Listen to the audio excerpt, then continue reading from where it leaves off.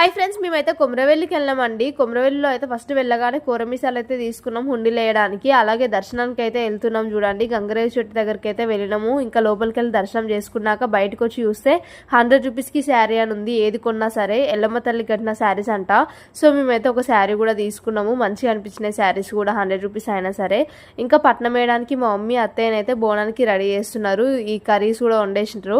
ఇంకా ఒగ్గోళ్ళు అయితే వచ్చిరండి, పట్నం అయితే వేస్తున్నారు. చూడండి, ఇంకా మేమైతే ఎవ్రీ ఇయర్ వస్తామండి కొమరవెల్లికి అయితే ఖచ్చితంగా. ఎప్పుడైనా పట్నం వేస్తాం వచ్చినప్పుడల్లా. సో పట్నం అయితే వేస్తున్నాం. చూడండి,